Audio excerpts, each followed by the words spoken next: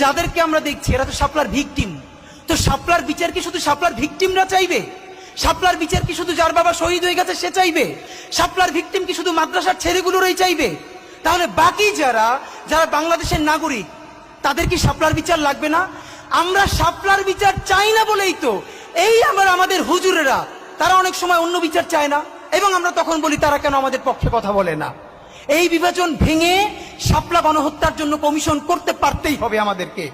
আমি আপনাদের কাছে বিনীত অনুরোধ করে যাই আজকে এবং আমি সত্য কথা বলি, প্রথম দিক থেকে আমার ভীষণ মন খারাপ।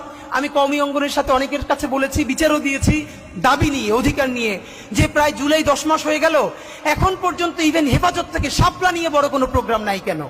আমরা ছোট পরিসর থেকে আমরা তো আমাদের মতো করে বলবো, আমরা তো ধর্মীয় দৃষ্টিকোণ থেকে না বলে আমরা একটা ন্যাশনাল ইন্টারেস্টের জায়গা থেকে বলি।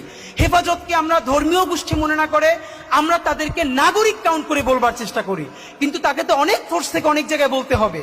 তো অত্যন্ত ধন্যবাদ যে অন্তত শাপলা স্মৃতি সংসদ অফিসিয়ালি করা হলো, এইটা শুরু হলো। গণহত্যার বিচার শুরু না করা পর্যন্ত শাপলা স্মৃতি সংসদ বন্ধ করা যাবে না, এটা আপনাদের প্রতি আমাদের বিনীত অনুরোধ। নাম্বার 2, এইখানে যত আলেম ওলামা আছেন এই আলেম ওলামারা তো থাকবেই, কিন্তু শাপলার বিচারের জন্য আমরা বাংলাদেশের ইউনিভার্সিটির ইভেন আমার টি শার্ট পরা বোনদেরকে পর্যন্ত রাস্তায় দেখতে চাই। কারণ শাপলার বিচার যদি না হয় তাহলে পিলখানার বিচারও কিন্তু হবে না, এটা আপনাদেরকে বলি।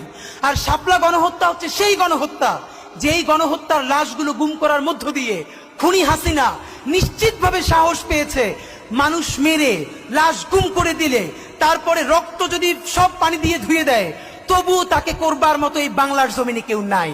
এই সাহসে শাপলা থেকে জুগিয়েছিল আল্লাহর অসীম কৃপা। আপনি ভাবেন 1 যুগ হয় নাই, যে বলেছিল রং মেখে শুয়েছিল। আমি নিজে শাপলা চত্বরে আপনাদের বিকেলের দিন হঠাৎ করে ভ্যানের উপরে 4টা লাশ, একদিকে প্রচন্ড গুলি, একদিকে জানাজা, কোথায় যাব কোনো ঠিক নাই। এই গল্প অনেক জায়গায় বলেছি। তো আমরা আপনাদের কাছে বিনীত অনুরোধ, বিশেষ করে আল্লামা মামুনুল হক আপনার কাছে আমরা বলতে চাই, আমাদের ছোট জায়গা থেকে আমরাও আপনাদের সাথে থাকতে চাই।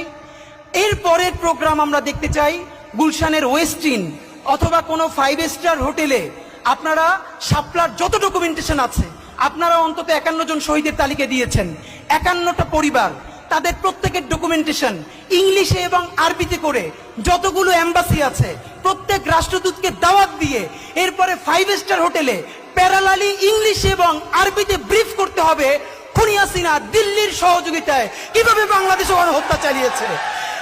যতক্ষণ না পর্যন্ত বাংলার জমিনে শাপলা গণহত্যার বিচার হবে ততদিন জুলাই চলবে। বাংলাদেশ জিন্দাবাদ, ইনকিলাব জিন্দাবাদ।